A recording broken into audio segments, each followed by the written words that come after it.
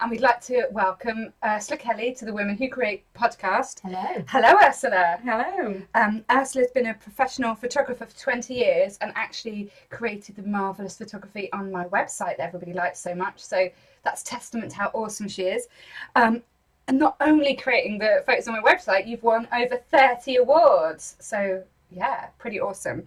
But you've self-diagnosed yourself with CAS, camera avoidance syndrome.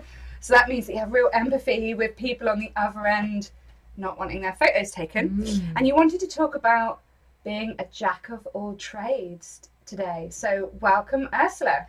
Thank you very much for inviting me. Oh, Pleasure. It's great. Thank you for the biscuits. You bought biscuits, everybody, but we won't eat them because that means that we'll be crunching all the way through the next 35 minutes.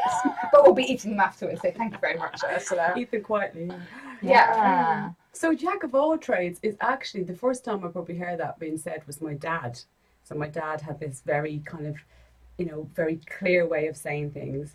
And he was just like, jack of all trades, you'll be a master of none. And he did loads of things. So he played 3 different instruments. He was a gardener. He would fix his own car and neighbours' cars. He would install people's showers, DIY, everything, as well as having a full-time job. Okay, Sounds awesome. Yeah, he was a great guy. He still is a great guy. Good guy. Yeah. But he had this kind of theory that if you wanted to be really, really good at something, then you couldn't do everything. And therefore, he had this kind of, he would knock himself, I think, down quite a lot and say, well, if I was only doing one thing, then maybe I'd actually be sort of kind of good at it. And it's like, no, you're really good at loads of things. Yeah. So I was always interested in the idea of feeling like, oh, maybe I should just focus on one thing and just do that forever, and then maybe I'll be good, because maybe I had this kind of thing in the back of my head, Interesting, the messages we get as children and how we carry them, and they sort of define who we are. They do, don't they? Which you probably don't realise for quite a long time until you kind of start doing some soul searching. I think things like that come up, especially what I find when maybe you're struggling in some parts of your business and feeling a bit like you're not doing so well. I've struggled with that on and off, being a jack of all trades and master of none, and again came up in some coaching that Debbie and I did. But when you talk about your dad, I'm instantly like, that sounds amazing. I want him to be my neighbour. Yeah. I fix my shower and my car and do some patio paving slabs. And well, that would be amazing. That would be amazing. And it sounds to me like he was self-taught really well at all of these things. It wasn't just like he was half-arsed about them. And to me, like, that sounds fantastic. But that's obviously not the message that you're carrying from what he was trying to share with you. I think it was that thing of, if you really want to be, if you want to be somebody. So anybody that we pick, anyone from any profession that we know, whether they're an actress, musician, somebody who's in the limelight all the time, they will have been doing that for a really long time and nothing else. It's a craft, isn't it? Yeah. So I've got like lots of friends who are musicians. I've practiced for like 4 hours a day. I was going to say, isn't there like that idea of you need to put like 100,000 hours into something to be classed as good at it? Like, right. There's like almost that like it's like tipping language point. learning, isn't it? It's 1,000 or like with drawing or singing or dancing, it's that you need to put tons of hours in, really, and make that like a vocation almost, rather than a career. Completely. And it's interesting because as business owners, I think this is what I was thinking about, was the fact that you have to wear so many different hats. So I think there's a real difference between being a solopreneur and an entrepreneur. So I would say that I have an entrepreneurial spirit. However, I'm actually probably just a solopreneur. I don't have visions of, I did at one point of having many studios and having staff, and they were all going off and doing the same thing as me. And then you eventually realise that your thing is your thing. There is me. People want me to do this thing for them. How do I get other people to emulate that? Then it just becomes like some sort of recipe. Yeah, and especially when it's a creative business, because that's inherent to you, isn't it? Your style is very personal. Whereas if it's something that you can just teach to somebody and go fly with it, you will work together, whatever. But I agree, because that's not the same. You wouldn't be able to. Because photography is an art form, isn't it? Yeah, absolutely. I mean, the thing is, it's quite interesting because it's quite technical. Yes. Like when I started taking photographs, like back in the 80s. In the 80s! I love the 80s. Come on! If you were born in the 80s. Sorry, I have a really... I was born in the 70s. Like, what? Come on! flares and brown corduroy. I don't remember what I was wearing. It feels like it was that long ago. I don't except for some cheesy photos somewhere of evidence of bad, bad style So decisions. how old were you when you first started taking photos then, if that's from the 80s? Probably about 18, 19. 18. Yeah, so I was born in the 70s, but it was in the late 80s, and I was sort of starting to shoot photography, and I was shooting on film. And it's a very different way of working. It going seems to so the dark room. romantic now, doesn't it? Like with the chemicals. My dad had like one under the stairs, like a dark room, and he sort of did it was in the local Gosport photography club and took photos and stuff like that. And I remember like being in there and seeing, when you start tilting and seeing the image from nothing, like becoming a thing. And it's like, what is it going to be as well? Like you couldn't just take a million photos and do one. I don't know. You had to. Yeah, you definitely had to be really sort of decisive. I mean, there's a photographer at Magnum Photography Agency. There was a photographer who coined a phrase called the decisive moment. Who's like Henri Cartier-Bresson, and he talked about that when you decide to press the shutter. And it's still really important actually today, any decisions that you make, not just as a photographer, but it's when you decide to do that thing, when you take that leap of faith. And you can keep on being constantly, I'm doing stuff, I'm taking photos, I'm on social media, I'm chatting about stuff, but it's like to stop and kind of like have a bit of a kind of overview look at things and go, so what is it that I'm going to do? That decisive moment. I love that too. So who's this guy? It's Henri, my French is so bad, Henri Cartier-Bresson. Yes. So he was a Magnum photographer, yeah. I like the idea that you can translate that to other bits of your life, that like, because you're just so caught up in the doing, aren't you, all the time, and maybe not even questioning why you're doing it or what you're doing next. You're just like, I must be doing, because busy is good, and if I'm busy then I'm doing stuff, and just that stopping. Do you bring that into what you do, or do you? Yeah, well, interestingly, I've got 2 kids under the age of 7, and I juggle all of those things like most of us do, all of the time. But what I think I've been lucky enough to do is, because I've been making photos for so long, is finding the thing that I like doing the most, that gives me the most pleasure. And I guess that's kind of what I was really wanting to talk about, is that if you have to be a jack of all trades, not of trades, but of skills in a sense, in order to run your own business. So I see myself as a solopreneur. And interestingly enough, my partner, my life partner, is come on board with the business at the moment. So that might be expanding, but it's not quite the same as having a company with lots and lots of staff. So you might need a VA, you might need someone to do some marketing, or, you might employ somebody from time to time for their expertise, but actually you're still kind of running from home and hiring studios as and when you need to. And it's quite a different way to run the business as somebody who's trying to upscale it, and they have staff and it grows and grows and grows.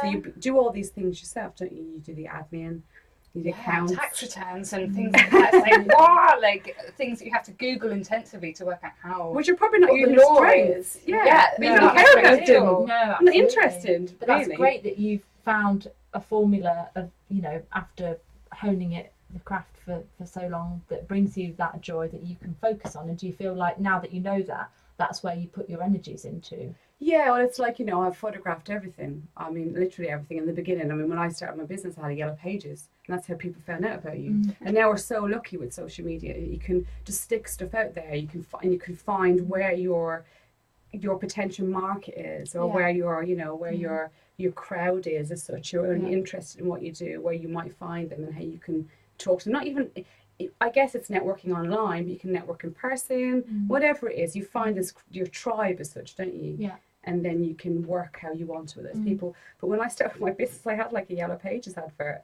and I was putting adverts in magazines which cost like £2,000. It's really expensive, isn't it? Yeah. I think when people say to me, "Oh my God, you got to pay for Facebook advertising," and I'm like, "It's 9p per hit to your website. It's nothing. You could spend like, I don't know, £5 a week and get a really good return on that. Imagine what you'd have to pay before." But people are kind of want to get it for free because they can, but actually what you would have spent for advertising in magazines is insane. And not even knowing if the right person was going to look at it. Exactly. You might just randomly pick it up. Yeah. And going back to what you said, I love the idea of, we started with saying it's about being a jack of all trades, but then you said it's being a jack of all skills, and that feels less derogatory. Yeah, absolutely. Because although you're potentially not doing the thing that you love doing every day, you're having to hone in certain skills to make what you want to do work. Whereas I've recently kind of moved my business from a craft business into more women in business, and I feel like I've been freestyling a few different things for quite a few years, and it's finally getting that sense of honing things in a little bit and having tried different things, but now feeling more confident and comfortable. And I think that definitely comes with practice, like we said, but also with age and confidence. Yeah, completely. You try lots of things. You try them all and go, that was quite nice, that was interesting, I liked that. But then you do other things, you're like, ooh, you kind of have this surge of energy almost. It makes you feel different. And I think that's kind of almost like a sign of this is the right path, it's the right bit of this to do. So of all the things that I've done, it's always come right back to people. In the very beginning, I was shooting people with available daylight.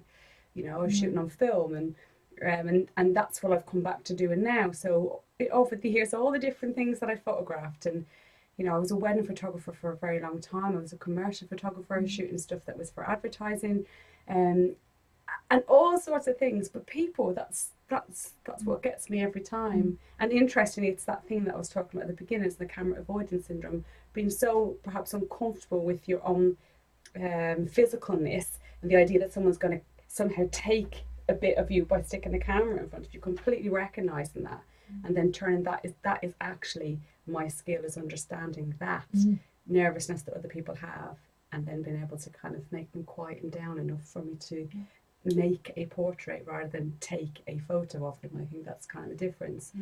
So over a long period of time, all of us run our own businesses. We do, yeah, I can do that. Yeah, yeah, sure. How much do you want to pay me for that? Brilliant. Yeah, I'll do it. Shit, I don't know what I'm talking about. How am I going to do that? Oh, I don't know. I'll give it a go. Yeah, and you know, and you feel like you kind of like, I don't know, cheating in a way, because but once you just kind of making it up as you go. It's real. Yeah. Completely. But that doesn't happen when you get to the point of doing the thing that you know that you're really good at, that gives you lots of pleasure, that you get the feedback about. And I guess that's what I'm talking about, is finding that thing. So whilst you've got loads of different hats to wear in your business to keep it kind of running, and some days you're going to feel like, what am I doing this for? I'm just going to go and get a job in, dare I say, Aldi, and I get a job in Aldi, have a company car, and you know, and that's like, you know, the you know, sort of the golden little island I can kind of escape to. You know, it's probably about a year and a half ago that I realised that's just complete rubbish, and I've been doing what I do for 20 years, and you still have those thoughts. So you find that thing, you know, you can feel it, what it is that you get most excited about, and then find how you can make that your practice. Hopefully it generates income Some money, as well. yeah, for sure. 'Cause that's the thing, isn't it? You need to make the money. So they call it like the zone of genius, don't they?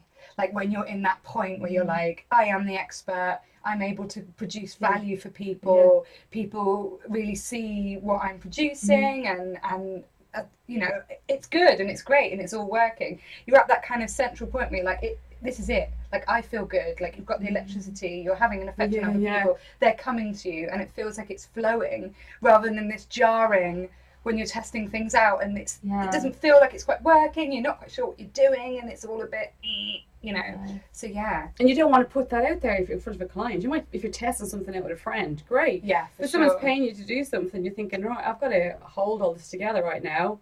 And look like the expert. Yeah, completely. And so it's quite interesting. So I guess for me, I feel really lucky that I'm in a place whereby I get an immense amount of pleasure from what it is that I do, and get feedback that says it's great and value.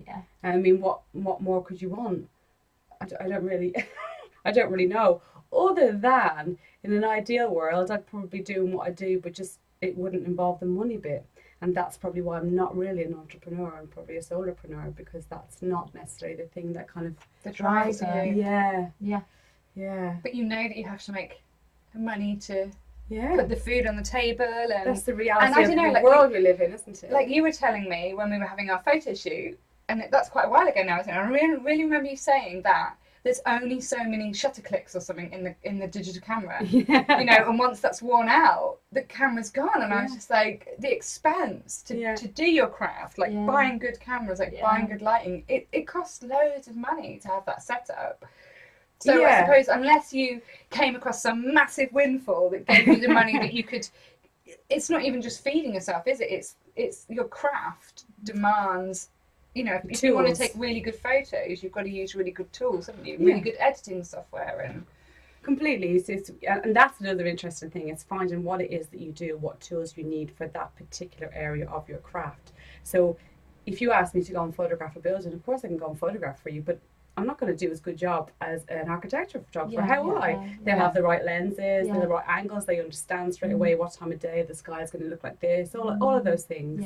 And so I think that's really interesting. It's, you know, a lot of the time I'll meet people and say, oh, my daughter wants to be a photographer, or blah, blah, blah is going to be I know so-and-so's a photographer. And I'll say, oh, what are they interested in? What do they like shooting? Oh, everything. I'm like, brilliant. We'll shoot everything to start off with. And then whatever it is that makes them the most excited, kind of like tell them to kind of go and investigate that further, because that's really what it is about, you know. So it's more than just being like master of all trades, because master of all trades people might think was photography, but actually it's even knowing like photography, like, well, you can even fine-tune that further to the type of photographs you make. And I suppose before you were doing the Women Who Create, you were doing a lot of crafty stuff and crochet and like you can get really specific about that as well. Like each area that you're working in, you can niche and niche and niche and niche and niche, can't you? So you get to this like really like minuscule version of expertise that nobody else has, because it's which is fantastic. Yeah, but I think also sometimes that can have its downfall as well. You want to be able to have that niche, but also if you change, if your loves and inspirations change, you don't want to have shot yourself in the foot to completely go, well, I only do this one thing with like this kind of string, for example, and it's like Tunisian bobbin lace that only I can do, and that's all. Like when that goes out of fashion, then you're screwed. Like, so it's being able to open that back up and feel confident enough in your skill set to be able to maybe evolve it a little more as things change in technology. Like you going from film to being able to learn editing software, for example. I'm sure that was quite a gradual change, but perhaps at some point that was like a crazy snowball effect of maybe now I've got to learn X, Y, and Z, and that's completely out of my remit, but maybe not. But it's being able to be adaptable. Yeah, I think to some extent. Yeah, it's really important. It's real balance, right? You're right, actually, because it was the investment in the beginning to go from film to digital, not because you needed to have a digital darkroom, which required a computer and a scanner and a printer and software and blah, blah, blah, blah. It's not just plastic trays from Wilco's with some solution. Yeah, you could buy Catlett trays, actually. I was buying Catlett trays because it just, all you needed was to hold it, to be able to mix your chemicals in. But I think everything is definitely with technology, everything is changing all the time, and because of our access to technology, we all feel that we can do all of these things, and actually we're really good at some things and not so good at others. So how about you know, not even diversify, but how about you kind of get, this is the thing that I do that's really good, and then I have somebody else to help me with these other things.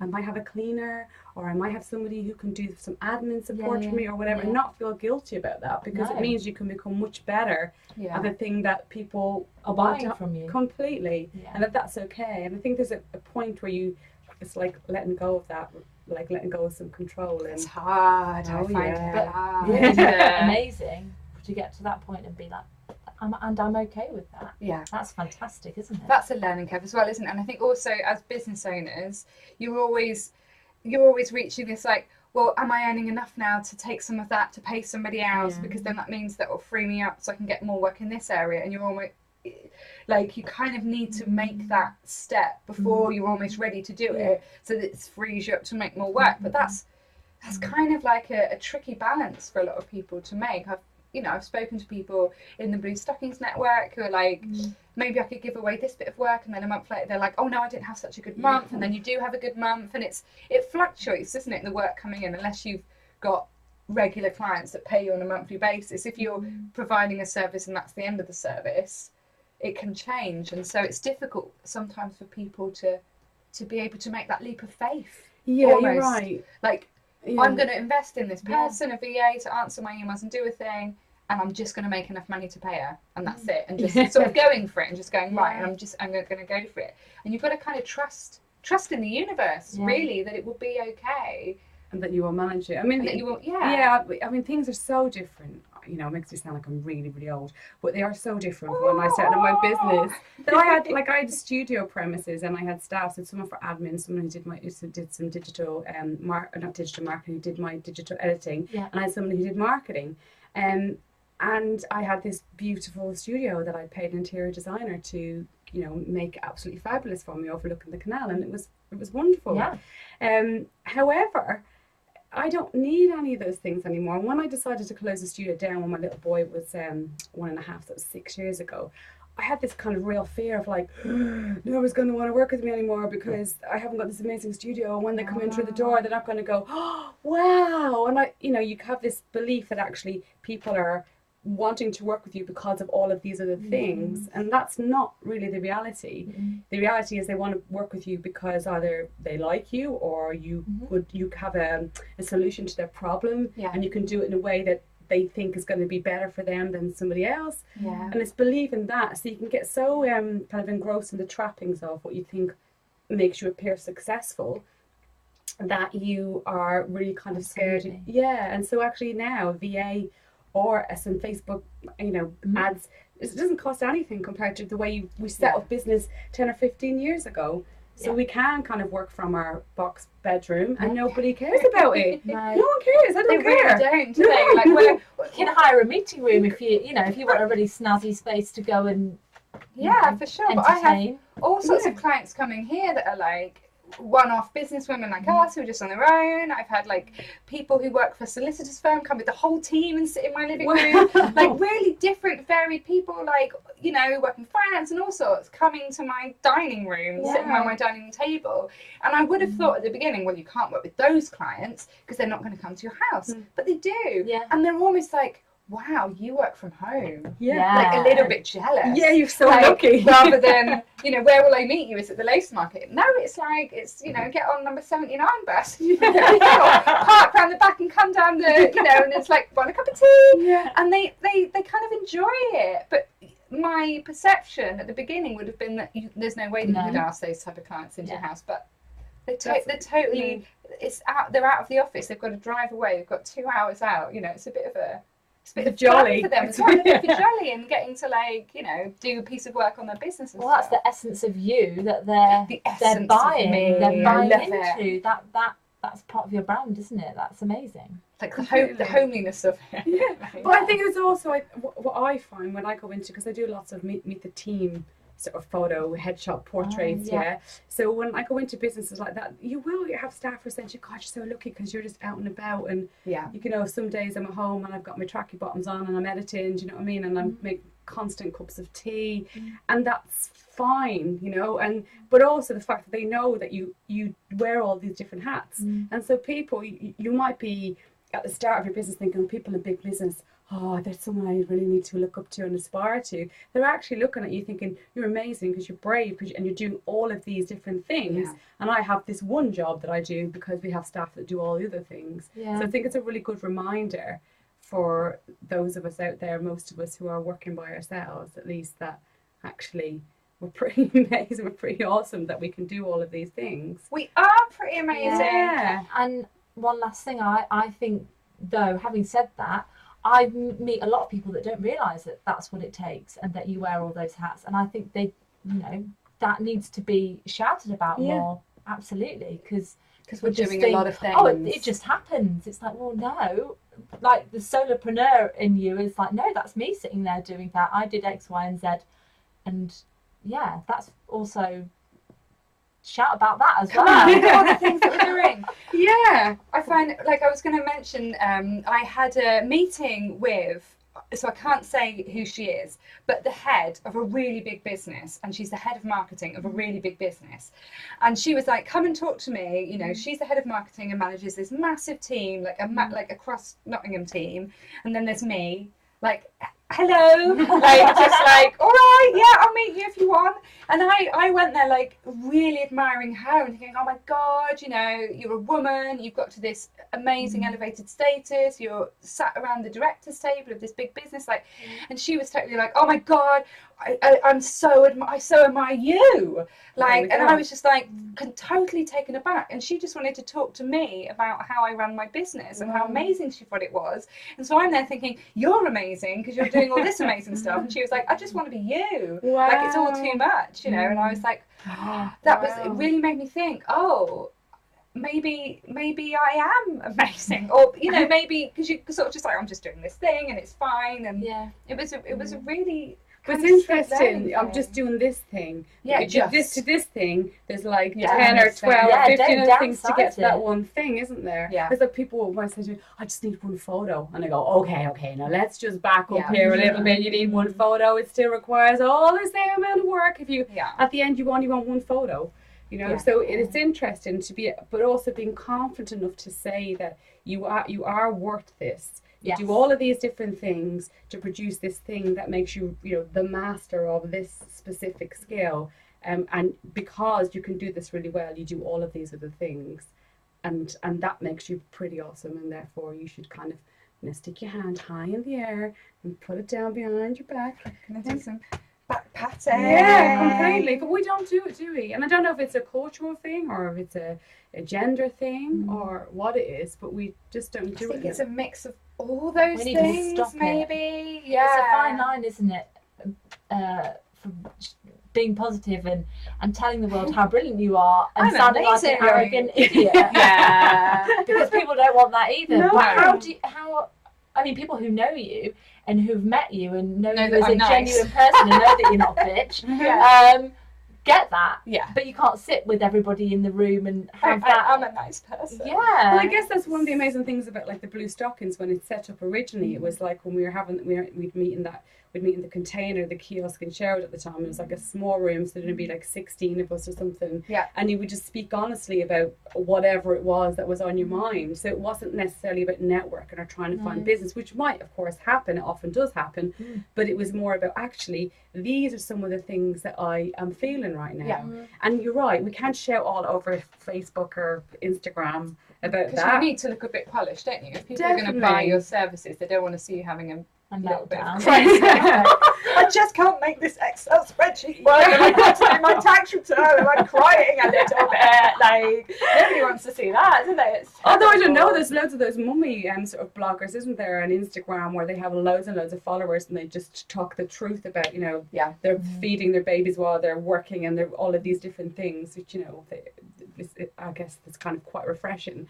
But there is a whole thing of like, if you're wanting to be a professional, find a peer group, find some other people in business that you can go and natter to. Yeah. And kind of go, get that off your chest a little bit. Yeah. yeah, completely, and recognise And know that you're not alone. Yeah. Other people are also probably struggling with the same things. I think that's the thing, is that actually we're all running our businesses, we're all kind of in our bedrooms or our houses or doing things, and it can feel quite isolating. But to get out and meet people or find people in similar situations, you kind of realise, oh, you're struggling with that too. It's not just because I don't get it, it's because it's actually quite tricky, or, you know, there's an expert who does those things that I can go and learn from, who can teach me the skills to do that. Yeah, yeah. And it's maybe, you know, the jack of all trades, master of none.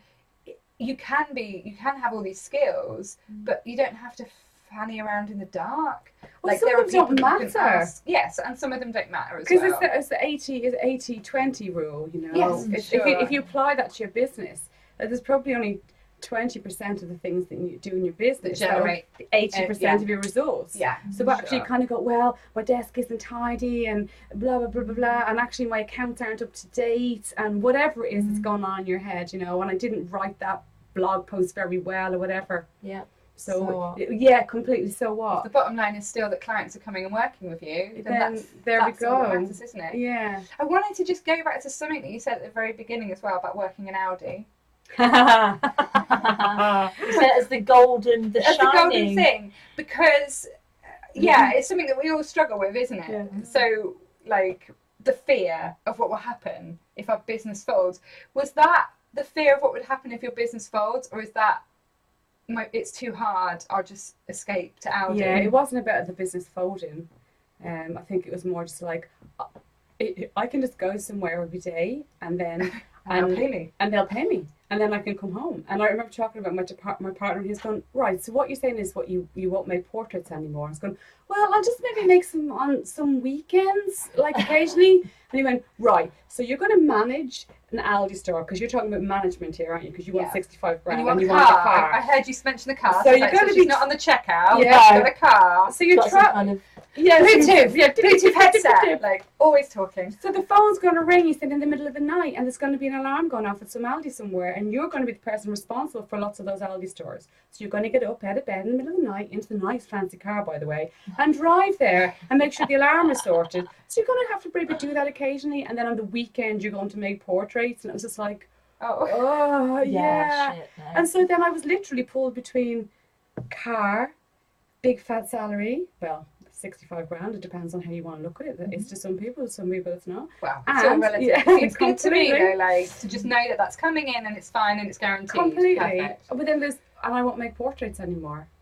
And it was a really interesting conversation to have with him. So then I was told that Aldi was not allowed to be mentioned in a conversation for at least 12 months unless I was talking about one of us going there to get something. That was it. And it was to be just removed from my mindset. And did that help? Did help. Just because sometimes it's the, I'm making a decision, it's the uncertainty, isn't it? And you keep going round and round and round, and then you feel like, oh God, I'm just I've not got an going to think escape about it route. I've got an escape route. Yeah. I don't need an escape route. I don't want to escape, actually. Yeah. This is what I love doing more than anything else. If I won the lottery tomorrow, what would I do? I'd still do what I'm doing, but not for money. I've got projects that I'd be interested in. I want to spread the word about stuff that's really important. I've got a skill set that I could use that for, and I'd be up on my box shouting about stuff with my camera around my neck. But so it would never change. But it wasn't about the fear of the business phone. It was just overwhelm of, I've got all these things to do. I just want to make pictures. I just want to make pictures. That's all I want to do. But actually, the reality is you need to run a business if you want to make pictures. Yeah. So whatever it is that we're all doing, it's kind of getting a hold of that in your head and going, it's all right. I'm really good at crocheting or social media or, bringing business women together for creative weekends. Whatever it is that you do, and you find that thing and go, this is the really good stuff. The other stuff is all right. Just do the thing. Just do that thing. So if we were gonna sum up this jack of all trades, master of none, because we're getting to the end of the podcast, have you got some final words of wisdom or something that people can take away? Yeah, I guess it's listen, really, really listen to yourself.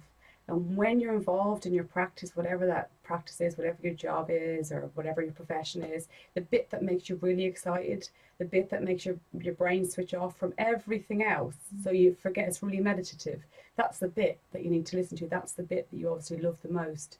And if you're in it for money, then you can go and import things from China, can't you? And you can sell them. But if you're in it because you want to do something that you love doing and generate an income, then you listen to the bit that's right inside. Be really clear about that, and then go and find that tribe that's, that you can help. You've got a solution to their problem. You've got something that you can fix for them. You've got something that you can do to make their day better. And that's all it is at the end of the day. That's all it is, isn't it? You've got I've got something that I can do, and you need it. Great. But you don't need it, so that's okay. And that's all it is. And I think once you realise that, then it becomes less complicated. You don't have to worry about sales and all that stuff. Yeah. Because it's just a transaction. And it's just a transaction. Who you are. Yeah, completely authentically doing the thing that you love doing, that you're good at, and other people love too. That's, Well, it sounds like you've certainly found that thing that you're really good at and enjoy doing. That was great. Thank you very much for joining us. Yeah, fabulous. Thank you. Bye.